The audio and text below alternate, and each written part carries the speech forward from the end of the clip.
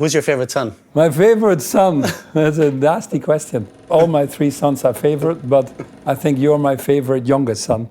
Creating a brighter future starts with a conversation. Moments of connection between generations. Experiences shared, lessons learned. This is Talk to Me.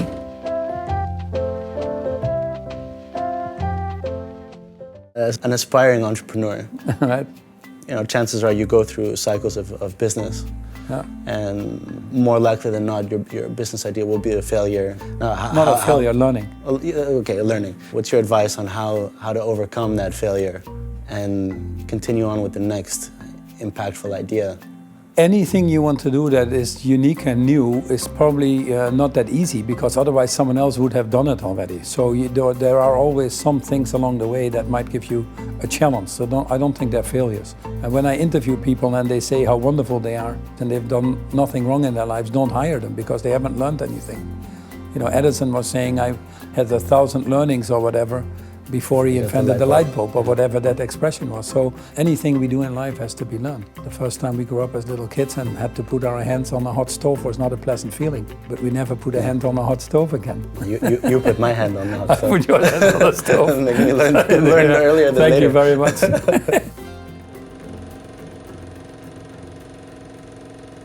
If you were not CEO, what would you be doing right now? Well, it's not important to be CEO because that's a title you can give to anybody. We all have to be good human beings. It's not important to be a CEO. It's important to be in a job that you can be who you are, that you can develop to your full potential, that you can make a positive contribution.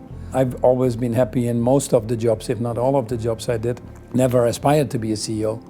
These things are not under your control. In fact, if you're so obsessed to becoming a CEO, you're probably making your own life miserable. When it happens, it's not something you aspire to, but it's a responsibility you take. It's because you like what you do, and that's what makes you successful. If you can live your passion in your professional environment as well, then you have a higher chance of being successful. So you need to pursue that. And I don't know what I would have done. I was pretty happy in my previous job as well. I wasn't dying to move out, so I might have been still there or do some other things now. You can always go back to your very first job ever, right? I could go back to my first job ever, a milkman in the Netherlands. A milkman in the Netherlands. Less responsibility. No, equal responsibility, because a lot of people depend on you. Think about all these old people that cannot get out of their houses if you don't bring in the milk or the dairy products, our famous cheese. Think what would happen to them. Does milkman still exist? No, unfortunately it doesn't anymore.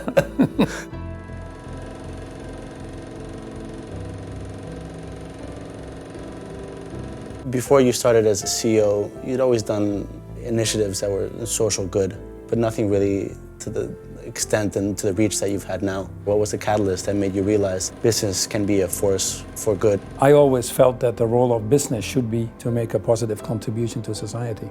Otherwise, why would it be there? Why would people allow it to be there? So if anybody who is in business can't explain what they do to help others or to make a positive contribution, they should really ask themselves why they are there in the first place. You cannot have a company that rips off other people, be successful long term, or that pollutes and lets others see the consequences of that pollution, or behaves corruptly, or tries to influence others in an undemocratic way. All that increasingly will be flushed out. So any company that is there should be having a positive influence. And if we all do that, we would make this a better world for all. It seems logical to me, to be honest. Yeah, well, you hope so. Yeah, you hope so.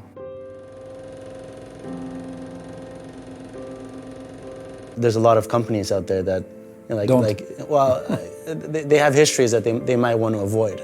Yeah. So, is it possible, do you think, for a company to reinvent itself? The key thing for any company is, as society also has changes in their expectations, society changes. So what might have been acceptable a few years ago is not acceptable now. Some chemicals that were used 5, 10, 15 years ago, everybody thought they were safe, all of a sudden they're not safe. Or some labor standards that were normal, all of a sudden people don't accept them anymore. When you have a collapsing factory in Bangladesh, nobody thinks it's cool anymore to buy a $1 t-shirt. So these standards change, and you have to be sure as a company that you are ideally one step ahead. I think the best thing of the internet nowadays is the transparency that it gives. Everybody can find out how everybody behaves. Ourselves, which hold us to higher standards, but also companies. Not many places to hide anymore. Why is climate change so important to Unilever? Well, climate change is important because it's the poor people that suffer from the changes in temperature in the world. We know in the last 15 years, 14 of those were the hottest year on record. The countries in the world have come together last year in December, and they've decided in the COP21, as it's called, to keep the world's temperature below 2 degrees. It's absolutely crucial. If temperatures go up, you see enormous fluctuations in food prices, water levels rise, and frankly, the poorest of the poor depend on agriculture or live on the coast, so they suffer the most. So we cannot get a human development agenda going if we don't tackle the issue of climate change. For business, needs to understand that there's no business case in enduring poverty. If countries cannot develop themselves to a higher standard, just like you've done in the US, then it's very difficult for businesses to be successful. You were very involved with the UN, the Sustainable Development Goals. Which goal do you think can have a huge change for the world? There's still in this world, not everybody has the same opportunities. The right to education, the right to a job, the right to food.